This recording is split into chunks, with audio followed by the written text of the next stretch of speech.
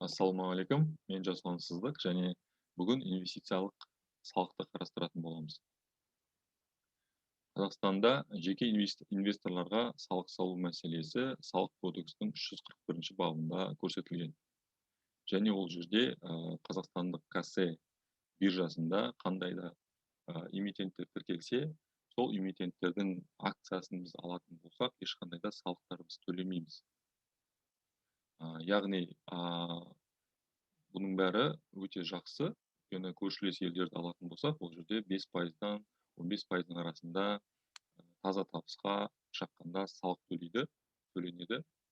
Және ол қалай болады? Мысалы, сіз 1000 теңгеге акция сатып алдық делік, бір 2-3 айдан кейін оны 1500 теңге болған кезде өсіммен сатасыз, және оның үстінен 500 теңге таза табыс болса, оны сіз мемлекетке салығын төлейсіз. Сонымен біздің жергілікті брокерлердің ешқайсысы, мысалы, біздің көршілес мемлекеттерде жергілікті брокерлар, сол жердегі брокерлар әрі салық агенті болып та табылады, және олар жаңағы өздерінің клиенттерінің салықтарын өздері төлеп береді. Және ол жаңағы өздерінің көрсететін қызметтердің арасында жатады. Мысалы, бір белгілі бір комиссияны сол үшін сіз төлейсіз.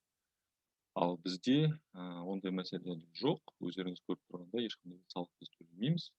Әрине, тек қана касседе тіркелген эмитенттер ғана болса. Ал біздің жергілікті жаңағы 22 деп айттық қой, брокерлар бар, соның бәрі тек қана осы касседе листинг жасалған эмитенттерді ғана сатады, солардың акцияларын сатуға көмектеседі. Сондықтан да біз салықтан толықтай босалып тұрмыз. Ал егер сіз басқа мемлекеттердегі офшорлық немесе америкалық немесе жаңағы басқа да мемлекеттік брокерлардың қызметіне жүгініп, солардың акцияларын сатып алсаңыз, және ол сатып алған компания біздің Қазақстанда касседе тіркелмеген болса, әрине сіз 5% көлемінде салық төлеуіңіз керек. Бірақ енді біз әрине қалай жасаймыз? Ұзақ мерзімді салықтың бәрін біз жергілікті қазақстандық брокерлардан қолданамыз, солардың қызметінен аламыз, және ол жерде әрине біз ешқандай салық төлемейміз. Ал трейдинг мәселесіне келетін болсақ, спекулянт болсаңыз, әрине негізі сіз қысқа мерзімде ойнағандықтан, ол жерде төленбеу керек деп ойлаймын. Себебі сіз оны ұзақ мерзімге ұстаған жоқсыз, жай ғана алып саттыңыз, және ол жағы менің ойымша әлі біздің салықтық кодекстің ішінде қарастырылмаған. Мен қателесуім мүмкін, тағы да жөндеп осы 327 бапты жақсылап оқып шығуларыңызды өтінемін. Егер сіз әрине трейдер болсаңыз. Ал ұзақ мерзімді инвестор болсаңыз, онда сізге осы жаңағы мен айтып кеткен барлық босатулар сіздің көмегіңізде. Сонымен бұл жерде жаңа 5%-бен, мысалы листингті жоқ, кассенің листингті жоқ компаниялар болса, 5%-бен 10% мөлшерінде салығын төлеу керексіз. Және инвестициялық пай дегендер бар. Олар орысша айтқанда PIF деп айтады. Инвестициялық пай қорлары ол қалай жұмыс істейді? Олар мысалы сіздің ақшаңызға, инвестициялық пай қорына ақша бересіз, олар сол ақшаға өз қорына бірнеше эксперттерді, өздерінің қарамағында істейтін эксперттер, аналитиктер бар. Солардың арқасында олар жақсы өсімі жоғары, сондай табысы көп түсетін, сондай керемет активтерді сатып алады. Және сол активтерді сатып алғаннан кейін, сол өзінің қорын олар бірнеше акцияларға бөліп, сол акцияны сізге ұсынады.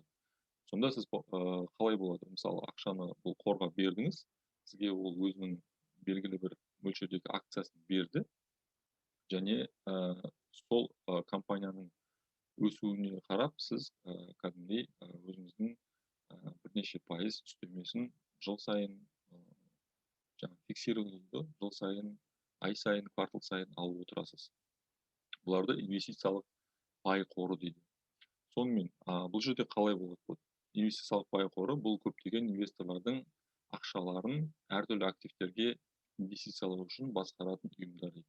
Акциялар, облигациялар, валюталар, өнер және тағы да басқа өзара инвестициялық қорларды қордың активтерін инвесторларға мүмкіндігінше көп табыс әкелетін етіп бөлетін кәсіби менеджерлер басқарады дейді.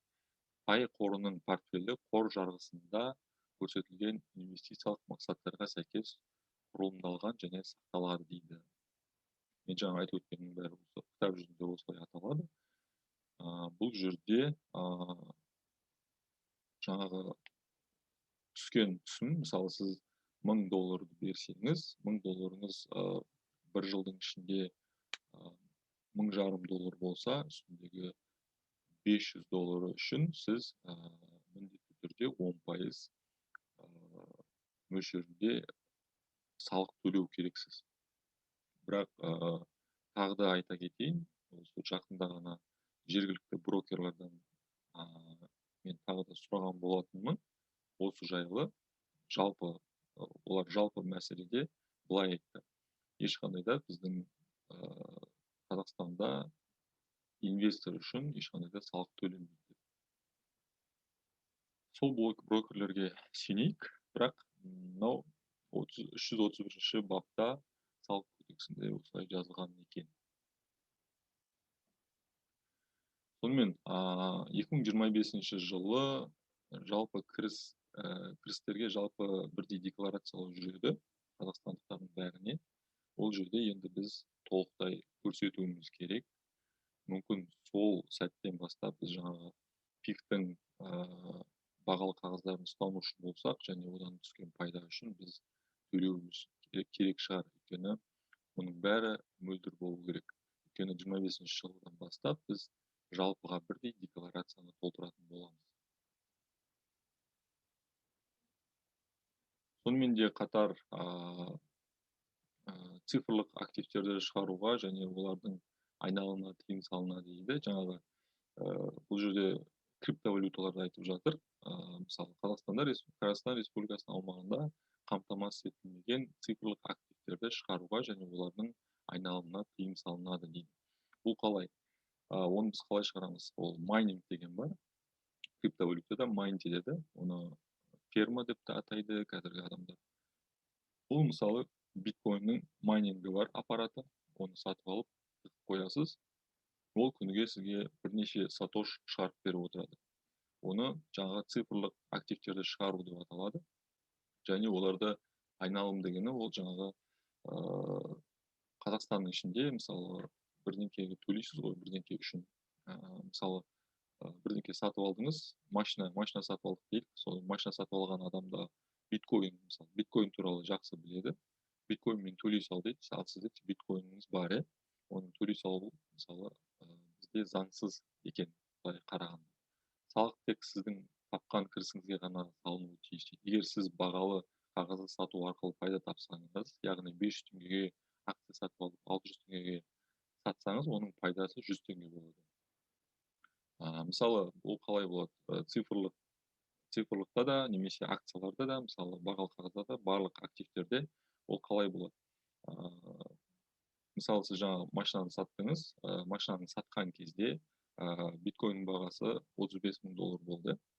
Ал алғаннан кейін ол адам оны аударған сәттен бастап, ол адамда ол жаңағы қалай болса $40,000 көтеріліп кетті бағасы.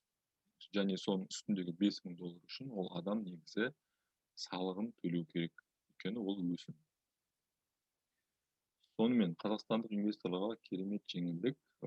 Себебі Қазақстанда жеке инвесторлар саны тым аз. Жаңағы мен айтып айттым ғой, Қазақстанда бірақ қана пайыз инвесторлар бар, және соларды көбейту үшін мемлекет тарапынан қолдау ретінде деп ойлаймын. Ешқандай да біз қазіргі кезде ешқандай инвестор, жекелеген инвестор ешқандай да салық төлемейді. сонымен біздің Қазақстанға тиесілі негізі бізге қазақстандық азаматтарға тікелей қатысты ешқандай салықтар жоқ екенін көрдіңіздер. Әрине сіздер басқа мемлекеттерден ұзақ мерзімді активтерді сатып алсаңыздар, әрине ол үшін салық төлеуіңіз қажет екен. Сонымен тағы да қандай басқа мемлекеттерде негізі осы Ресей мемлекетінде не бар? Бір брокерлік шот бар.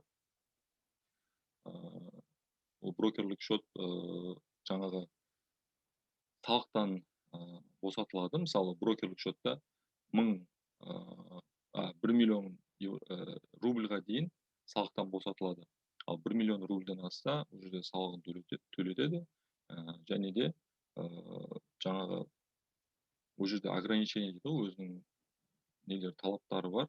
Одан асып кетпеу керек, немесе одан төмен болмау керек деген сияқты. Және де тек қана осындай ғана түсімді сіз ай сайын немесе квартал сайын шеше аласыз деген сондай тараптары бар.